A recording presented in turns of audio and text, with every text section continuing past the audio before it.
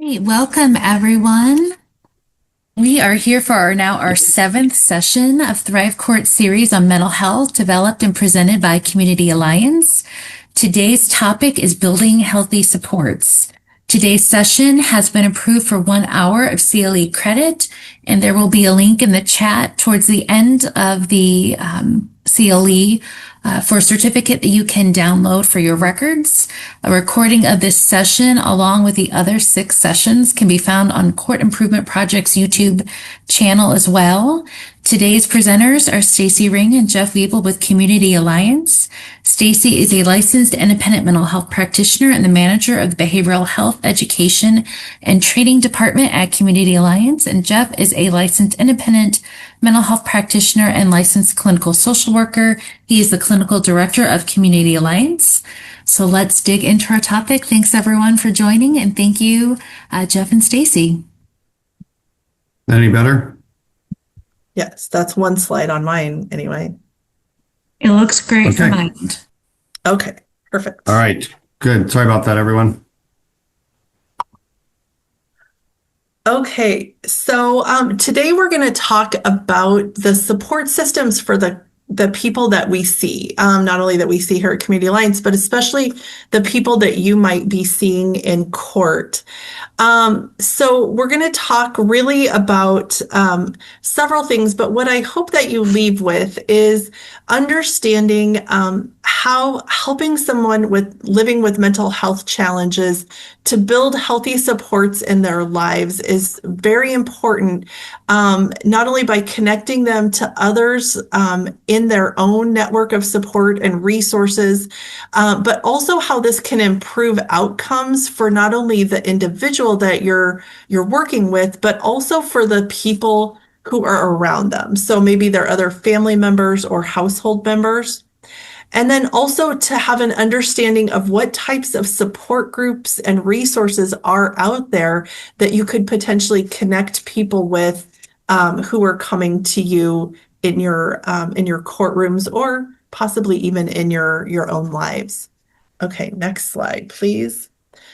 So the slide that's coming up here, hopefully for those of you that have been with us throughout our entire series, will be familiar with this one. We talked about it before when we talked about the impact of trauma, generational poverty, physical and mental health disabilities, unsafe neighborhoods, and things like that. So what I wanted to do was revisit this today to talk about how it relates to support systems. So I'd like us to think about our own support systems. So for many of us, we have family members. We may have, immediate family members in our homes and extended family members that live near and far. We might have supports at our job. We all have like office friends and colleagues. We might have people that, we've connected with through the gym or other activities, at church, maybe through professional associations. I know for those of us that are parents, sometimes we connect with people through our children and their activities. But we have, even our neighbors, we have so many people that we're in contact with that we don't really necessarily always appreciate the depth and breadth of our support system that they may not be there every day knowing everything that's going on in our lives, but we could contact them if we had a question or needed to benefit from some area of expertise or access that they might have. We may even have, supports in terms of like our primary care providers, doctors that we see, possibly even our own therapists, or support groups that we attend. But imagine now if we had someone in our lives who maybe was in the Thrive Court or some other legal system, and we already possess a strong level of knowledge about those systems and how to navigate them, what our legal rights are and what resources are out there. And we also probably know who we would and would not call for legal representation or other supports. And we could use these people supports to navigate not only the legal system and the judicial involvement there, And those would help us get through more efficiently and effectively, hopefully. And then to manage the stress of having to do all this and having whatever issue happened that led ourselves or our loved one into a court system, we would have friends, we would have places of worship, we would have, other people that we could connect with to really get ourselves support while we deal with those things. We also would have cars or modes of transportation that we could, drive to things that we were, required to do. We would have our jobs for income and normalcy. We would have our homes and our neighborhoods where we could seek comfort. We would have our places of worship or, emotional support from other people in our lives. But what about those people that come into our courtrooms, or for Jeff and I, those people that come into our agencies? So often their support systems look drastically different from our own. In fact, for many people, they're either non-existent or they may be very high conflict or unreliable for the individual. So for those individuals, they really are marginalized in many of these key ways. They may not have completed formal education or may struggle with literacy, so they may not understand the processes or the documents or information that's being presented in the same way. They may also, as we've talked about in other sessions, they may have symptoms that are affecting their ability to concentrate, remember, or make decisions. They may have survived, like we talked about before, also a lifetime of traumatic events. They may live in unsafe neighborhoods or rely on public transportation that, leaves them very vulnerable. And they may also have no source of income or other support that they can access. So this lack of support not only poses challenges for them in court settings or in accessing treatment, but it also presents additional stress for which they may not have those other natural supports. They also feel very marginalized and feel very powerless and hopeless, oftentimes, not only in these specific environments, but also in other areas of their lives. Next slide, please, Jeff. Okay, so on this slide, what I think, I hope you hear in this presentation today is that sometimes the greatest service we can offer to someone that we're working with is to ensure that they do have a healthy support system, because ideally they will complete the services that Jeff and I are offering. They will complete the court issues that brought them to you. But after all of those things are done, they still will have ongoing needs for support. So if we can, while we're working with them, help them connect to other supports in their lives, that can be very helpful to them. And so we have the opportunity in some cases to help make their support system larger and healthier, or in some cases to help them build their support system from the ground up. So healthy support networks really do have a lot of good benefits for people who are receiving support for them.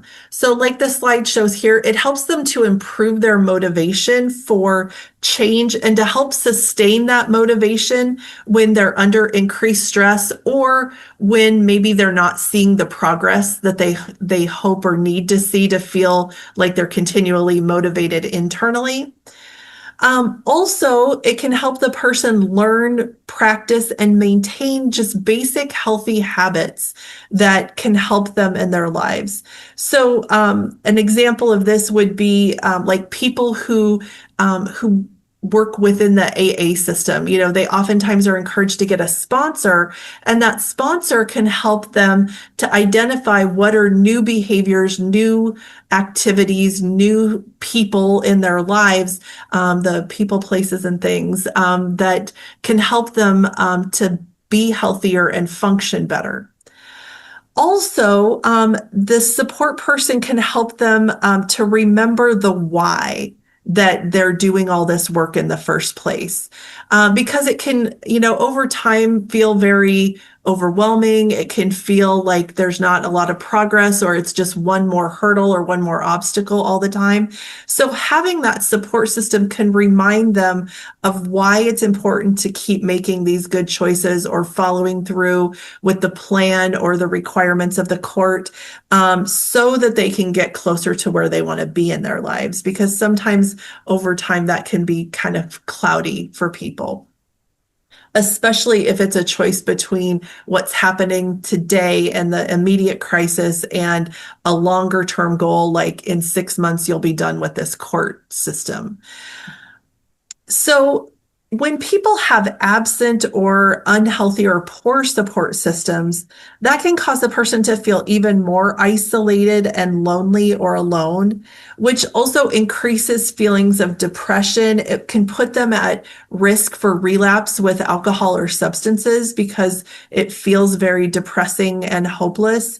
It can also worsen their physical health issues. There is a very strong mind-body connection, so it can put greater strain on their heart. And then also, as Jeff talked about when he did the trauma presentation a few sessions ago, actually this chronic stress and these traumatic events can alter the brain functioning of an individual.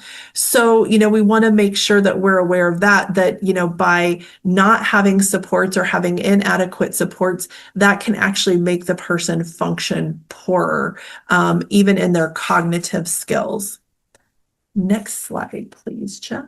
Casey, I just wanted to share with everyone, I helped cover an IOP, intensive outpatient substance use group this morning. And one of the big things I think we heard was the challenge of the support system, that for them, many times the person that they had been relying on is that same person that's going to be using with them. And so one of the struggles is the sense of how do we even help people to accept the feeling of loneliness while they build healthy support systems and while they kind of restructure their lives. And many of them around the room knew the person that they wanted to be with was not at that time the healthiest for them to be with.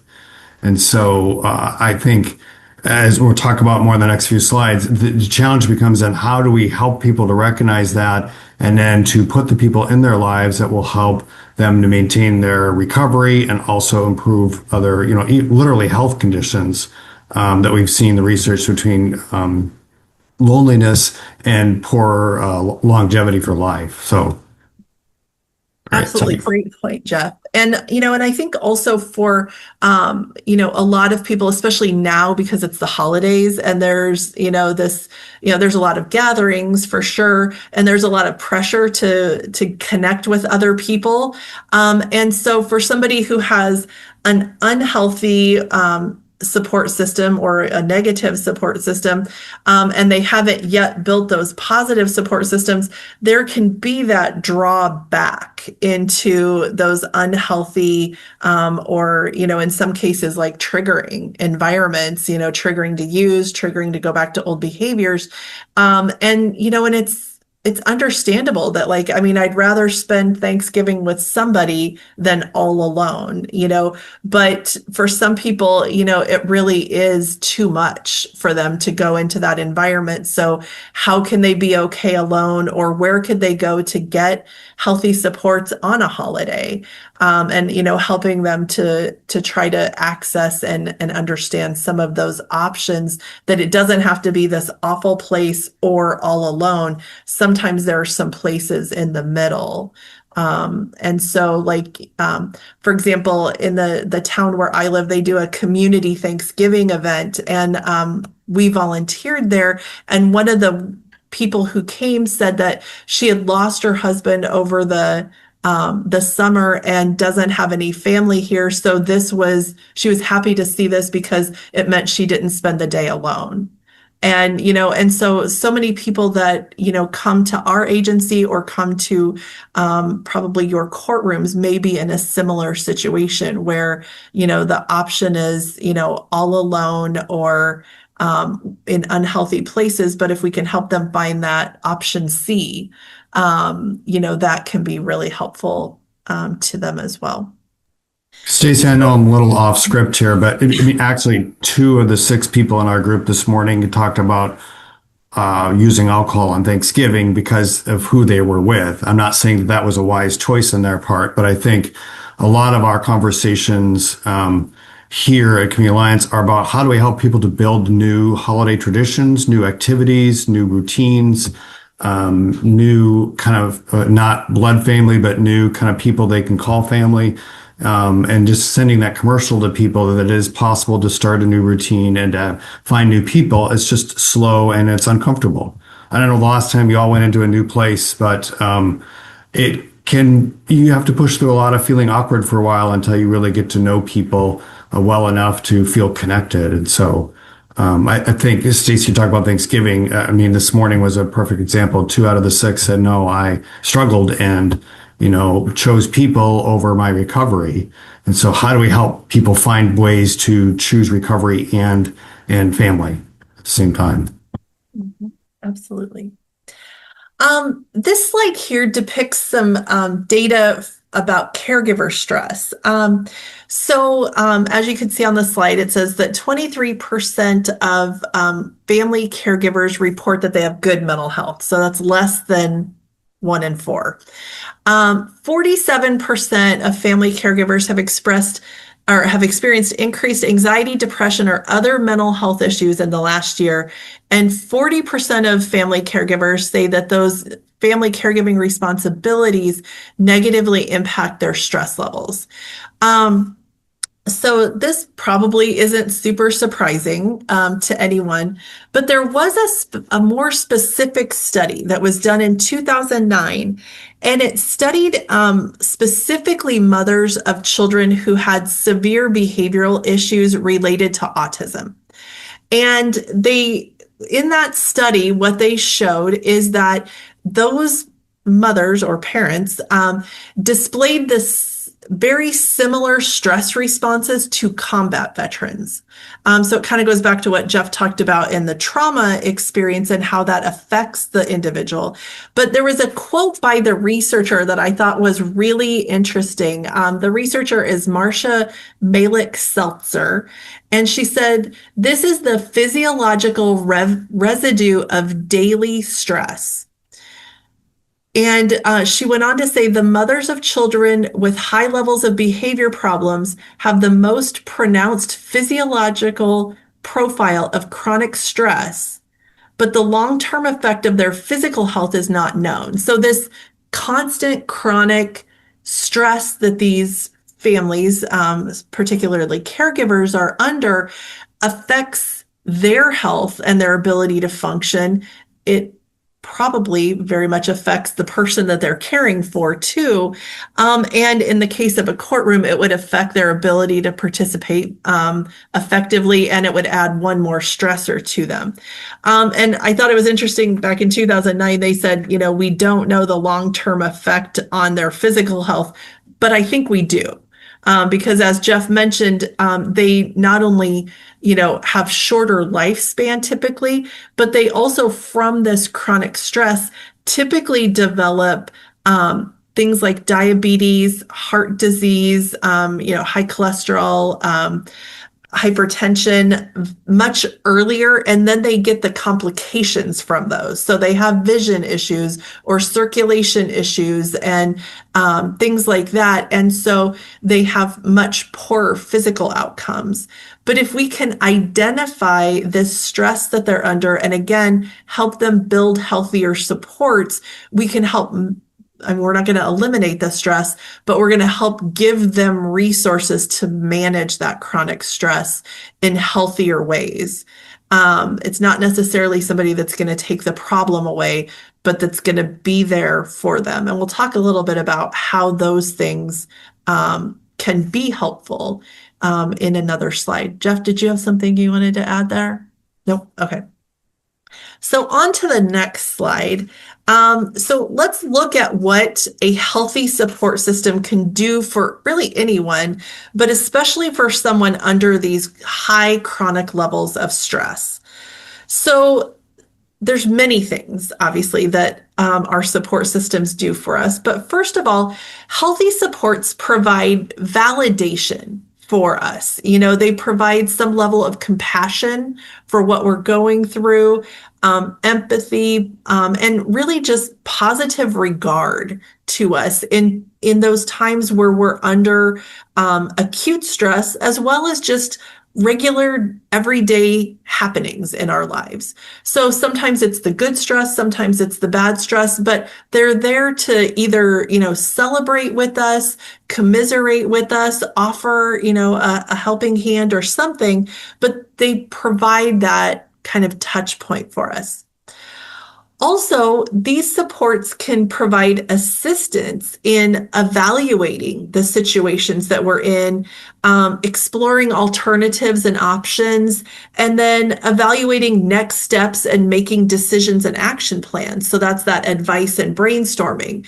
So some of the people in our support system are people that we would really turn to for, advice. What do you think I should do? Or do you think this is the right next thing for me to do? So having that sounding board, and, imagine not having that sounding board, not having someone that you could go to kind of get real advice or an opinion that you really do trust. And then also healthy supports can provide actual physical assistance in meeting needs. So it could be things like a ride somewhere, child care assistance, maybe a place to stay temporarily or permanently, or at the very least, assistance in moving.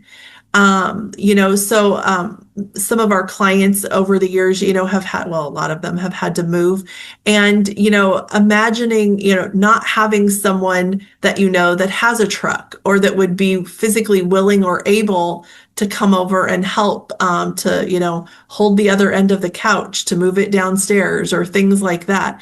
So sometimes, our support systems actually give us some of those physical assists in the situations we're dealing with. And, one of the best things is having supports that can actually provide a little fun in your life, even when you're going through stressful times. Somebody that can kind of help break up that stress and provide some welcome distractions, like, a coffee date, or even just coming over and hanging out for a little bit of time and, watching a movie together or sharing a meal or something like that. Those things help to provide some level of support in, providing just kind of a distraction or a normalizing experience that the person may not otherwise have. Okay, next slide, please, Jeff. So then we need to look at, where do we get supports? So especially for somebody that doesn't seem to have them, or like in the example that Jeff mentioned of maybe people who are kind of trying to start building healthier supports because the supports that they have had haven't been the right people. So, some of the places that we can look for supports are the ones that we already have. So, Jeff mentioned some that maybe weren't so great and led people into a negative place over the holidays. But sometimes, there are supports that we can make healthier. So people that we can say, like, hey, I'm trying to live a sober life now. So if we're going to get together, could we do things that are not related to, drugs or alcohol, or don't involve these trigger places? So things like that can be very helpful. So that's something that we can look at. We can also look at activities that the person already enjoys, or maybe that they used to enjoy doing. So that could be things like hobbies, sports. If they used to be maybe very active in like spiritual practices, we could look at that. Or those are things we could help them get connected with, or explore at least if they've not done them in the past. We can also look at structured support groups, and we're going to talk about some of those in another slide, so I won't spend a ton of time on them here, but those can provide a lot of support for people who really need to see that other people are going through a similar thing. And there are support groups related to mental health issues. There are support groups related to other just life issues, like people who are going through a divorce or people who are, maybe new empty nesters or, things like that. There are some of these support groups that are professionally led, maybe by a therapist, but there are also some that are just led by other people who have gone through this situation. And some of the support groups that are offered now aren't necessarily like meetings. The nice thing about a lot of support groups is that over COVID, they found ways to still stay connected without meeting in person. So there are some that are still meeting in person. There are some that offer virtual meetings. And there are some that have also added kind of like a social media, like a moderated Facebook group where people can just kind of in real time connect with each other to say, hey, I'm going through this situation. Does anybody have any, words of wisdom or advice? Or people can even just say, like, I'm having a rough day. And they can get words of encouragement from others. They can learn about, resources that maybe they didn't know or how to walk through different situations that they have. So support groups have kind of taken on different ways of being now that we've had COVID and things had to shift up a little bit. So that's another thing that we can look at. And then there's also obviously always professional therapy that's out there. So individual therapy, couples or family counseling. Again, those can be in person or telehealth. And they can also be ongoing or they can be intermittent. It doesn't necessarily have to be that you're in therapy anymore for, like 6 to 10 years going through Freudian psychoanalytic therapy. It can be very, brief solution focused therapy interventions that may be only just for a few months. And then you learn some skills and develop some tools and you kind of move on and you come back if and when you need more. So helping people find that right fit for them too. So I think those are some ways that we can kind of think outside the box to help people find supports. And then something that I forgot to mention in the family and friends is that for some people, they might need to kind of go dust off some old supports that they had in the past, maybe people they'd lost touch with. So that could be, maybe people they went to school with or worked with in the past and had some connection to, or, there's a lot to be said for emotional support pets too. They don't talk back, which is sometimes nice. They're just there for some nice physical support and reminding people that they're not alone and that someone does care for them and needs them.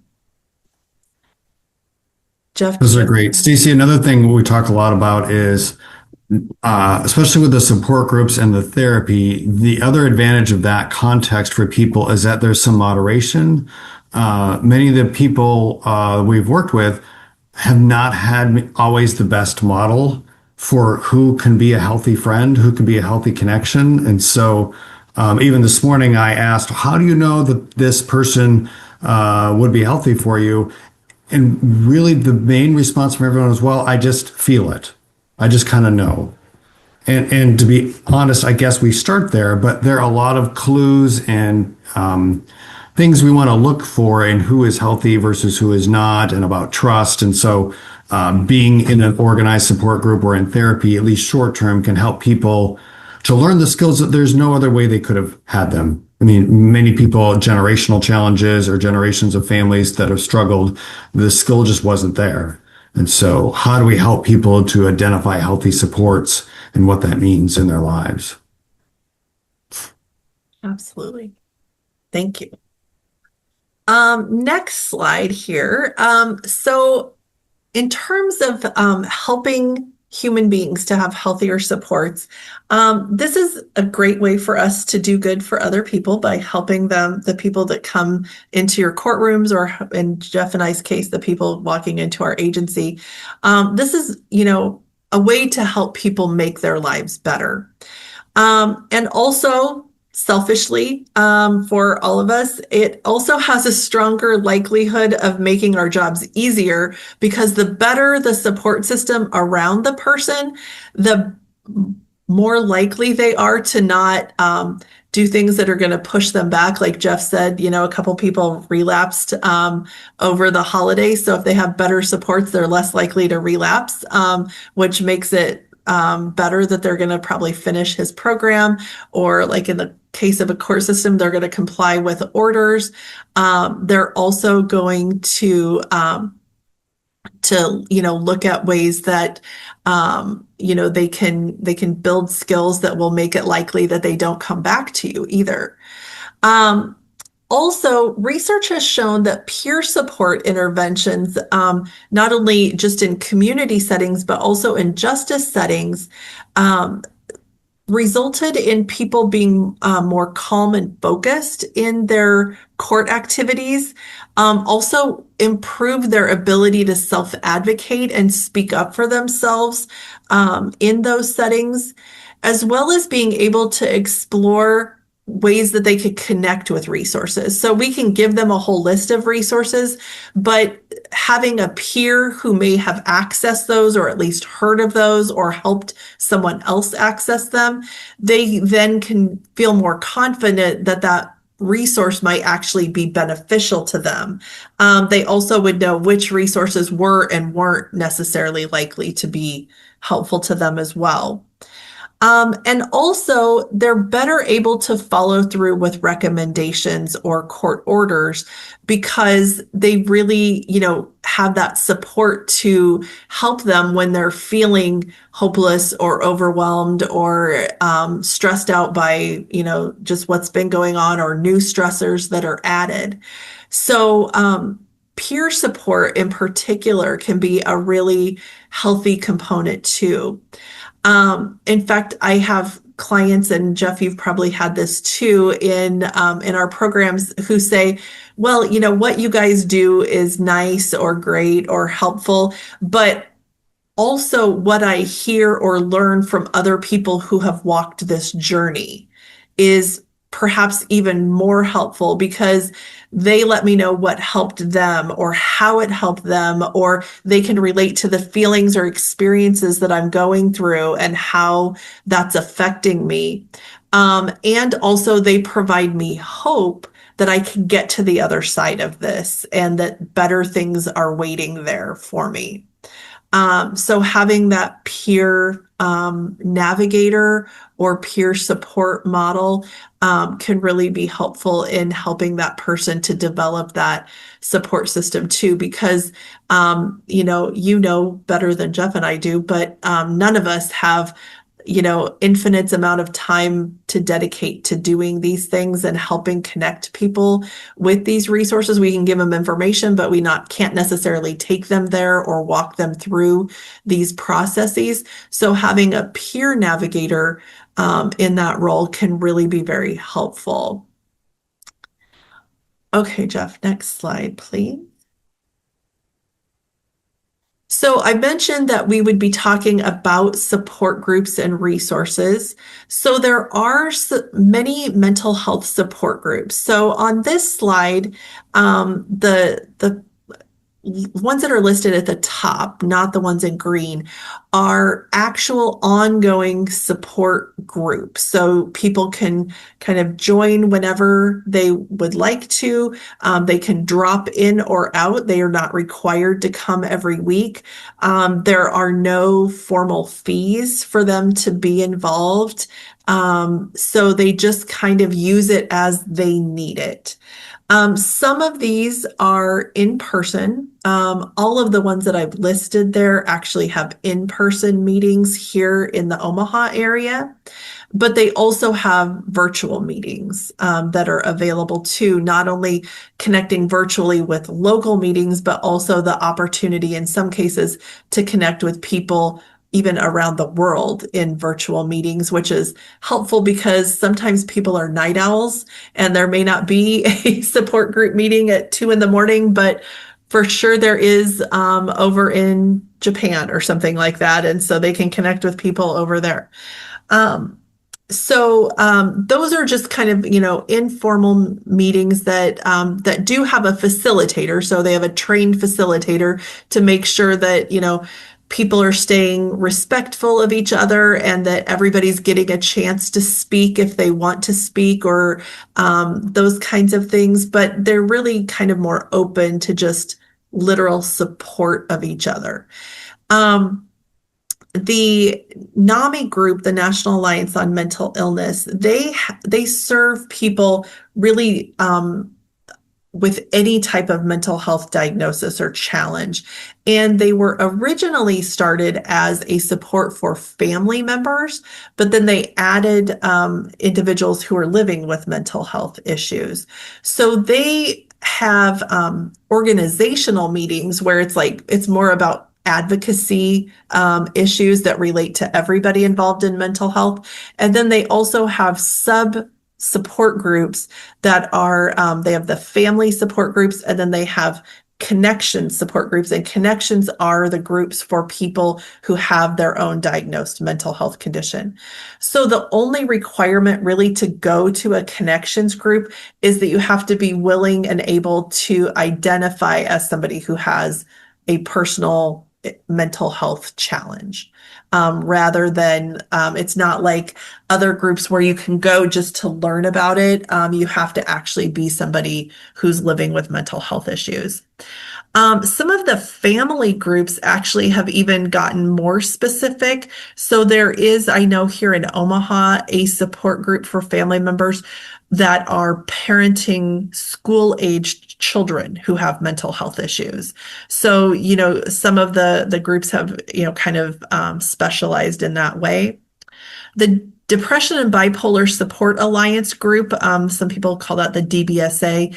They are specific to individuals who are living with depression or bipolar diagnoses, and they open their meetings up to people who live with those conditions, as well as people who support those individuals living with conditions like those, and also anyone who just wants to come and learn. So the local meeting here, they only have one a week now, and it's at a church over by Methodist Hospital. And the first hour of the meeting is really kind of an informational or educational presentation. And then the second hour, they break up into support groups. So the individuals who have the diagnosis go in one room, and then the other individuals go in the other room, so that everybody gets kind of their own privacy for that discussion. Recovery International is a support group model. They have just one meeting a month, or I'm sorry, one meeting a week here in Omaha, and it's at a church over by the Crossroads Mall area.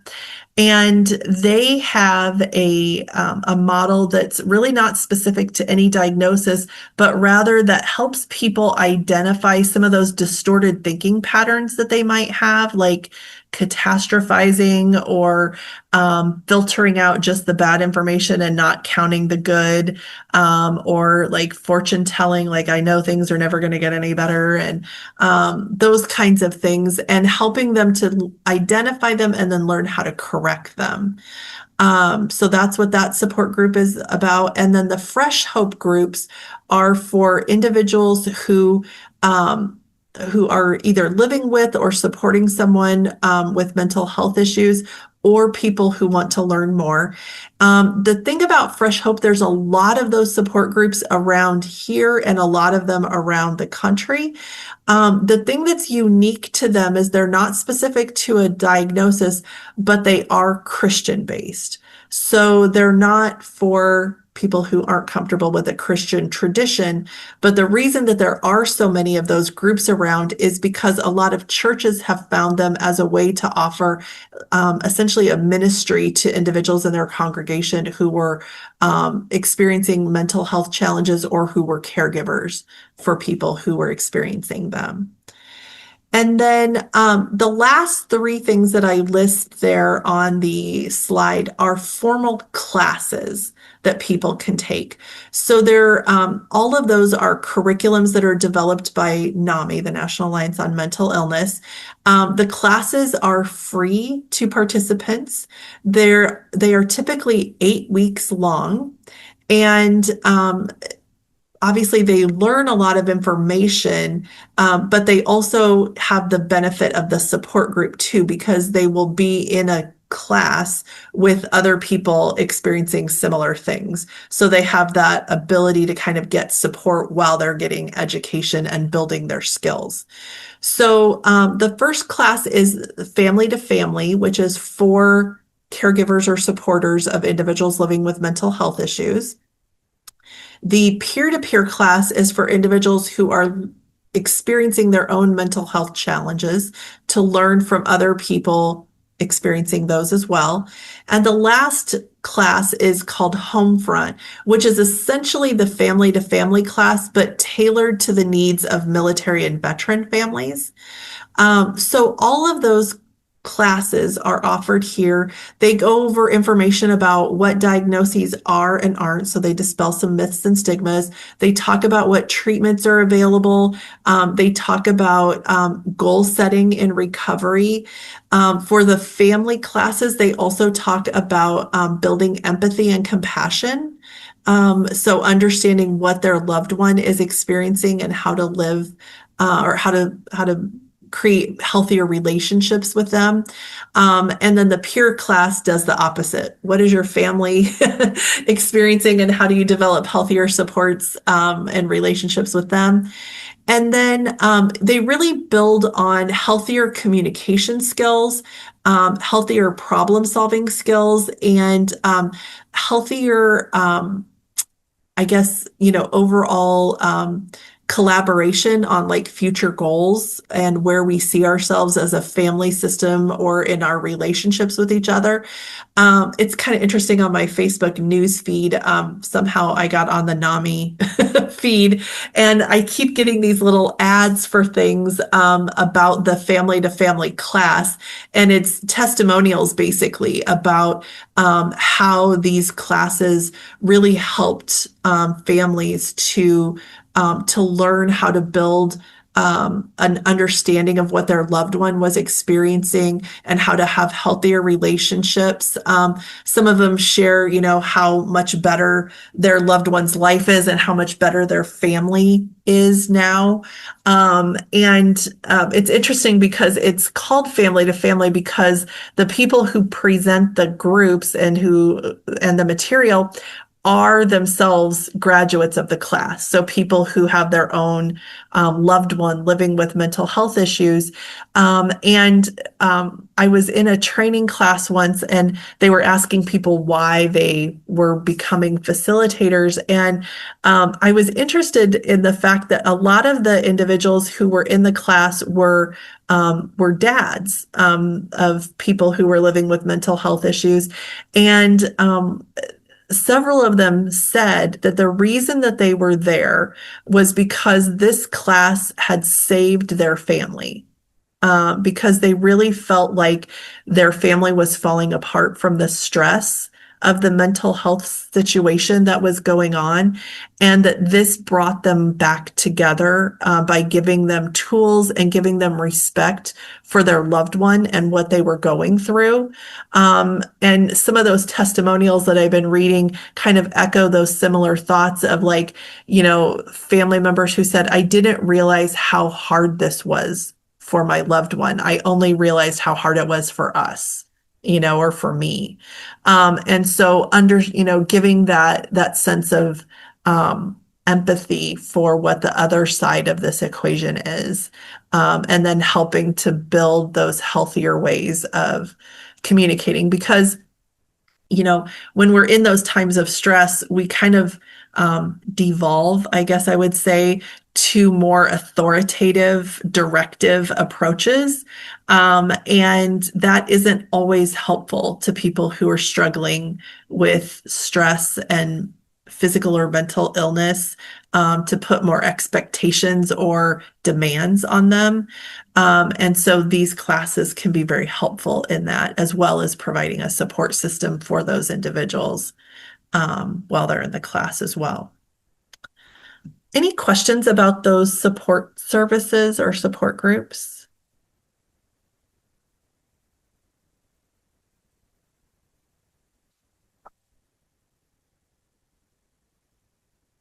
Okay, Jeff, we're on to the last slide.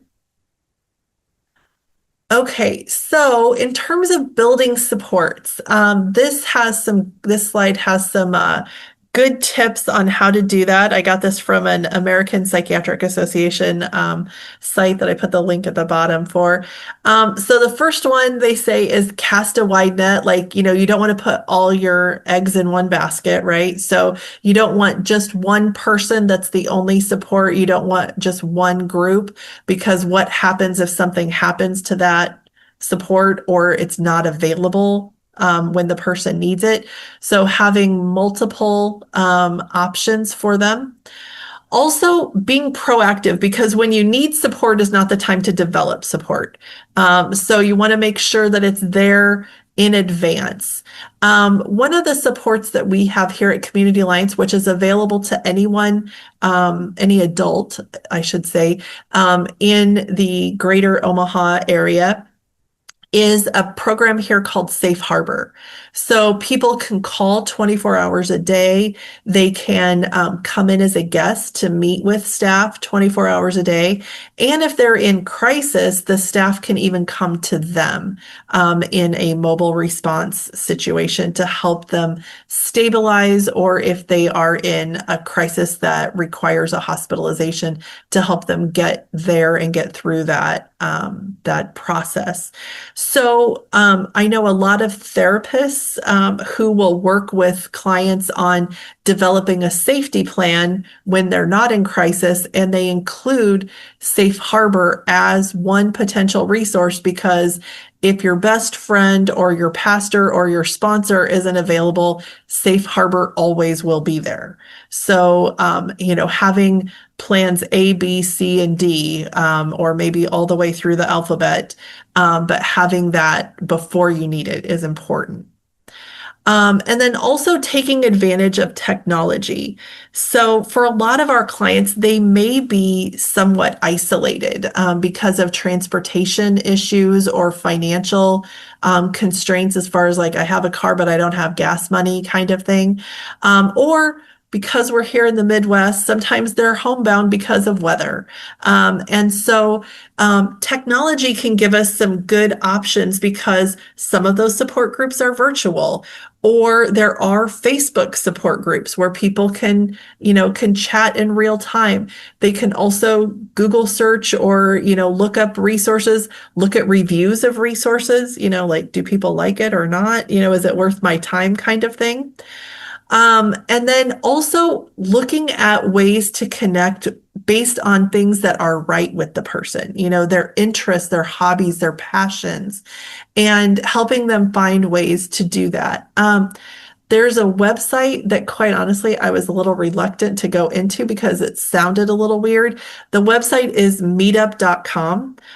Which sounds a little bit like a dating site, but it isn't. It's actually a site where you can search in your geographic area for people who get together for different things. So you can search based on like interest areas, like if you want somebody that is doing a book club, or you want to participate in game nights, or you like a dining out club, but you're a single person and you don't want to go alone, or like lots of different cycling clubs, whatever it is. So finding people that have a shared interest. And again, this can be a great opportunity for support, because it's about what's right with the person versus what's wrong with them. It's about what's already present or that they want to develop in their life versus what's missing, which can be really affirming to them. And then, like we've talked about a lot, seeking out those shared peer experiences. So people that get it because they've been there or they are there with the person. And then helping them improve their social skills. So a lot of people will be nervous about either meeting new people or going into new social situations, even if it is a support group, because they feel like they don't know what to say or they're nervous around strangers. And so, helping them to, develop like icebreaker questions or role play or practice interactions that would likely be a part of the experience, like introducing yourself. And if they're in therapy, this can be a great place to help them build confidence, but also, just in our one-to-one situation or our one-to-one interactions. Okay, I just saw a chat pop up about the website. So it's called Meetup, so MEET up.com. And so, I was skeptical, but it's really kind of cool. And a lot of them will also include like the contact information for someone for the group. So you can reach out to somebody to kind of get your questions answered before you go. And then also there are resources through like 211, which is the United Way's first call for help. Therapists can oftentimes give recommendations, and then, just basic Google searching where the person can access help or support, and researching things that way too. Stace, I also would add, sometimes people are reluctant to do many of these things because they're scary and uncomfortable. I think part of it is building the skills, the social skills, but then part of it is working with a therapist, with other people to help normalize the social anxiety part of it. Often people have a lot of social anxiety or fears in groups and meeting new people. And so kind of finding people that can help coach them through that is a critical way to kind of help get people unstuck and build that system so they can be a human being again instead of just a mom or just a wife or just whatever their role is. Or for us, we're trying to help people to see that they're human beings first, not clients. And but sometimes some of those social activities can be a little uncomfortable. And so helping to normalize that is useful too for people to get over that inertia of getting out there.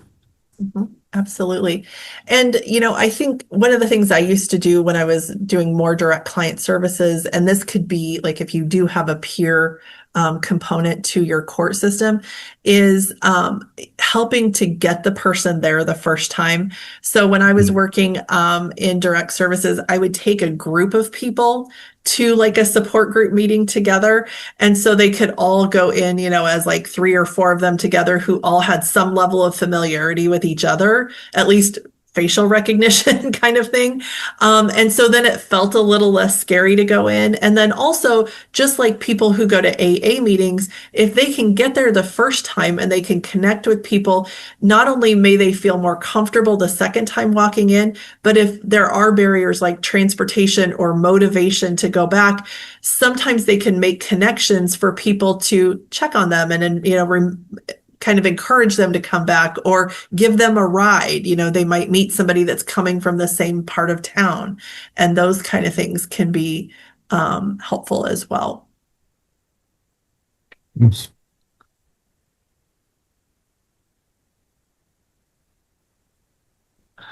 So any other questions from the group? I know this is this is a marathon to help people that we work with to recognize the need for support, to build the confidence to do that and to push through kind of the anxiety and the stress of that. But it's not just fluff. It really does significantly impact people's abilities to follow through, to increase their own personal health. And I think it helps bring literally better skills with their children and youth that they're working with, because that is not always an easy situation to have children or young adults with mental health challenges. So people deserve support. It's not extra. It's a needed part of life. So, any other questions from the group?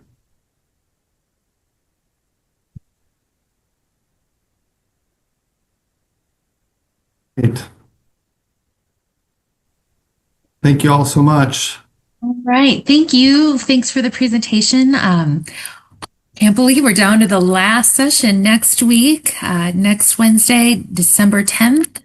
The topic is empathy, compassion, and more, the lived experience. I'm very excited this next one. See everybody next week. Thanks for logging in. Thank you.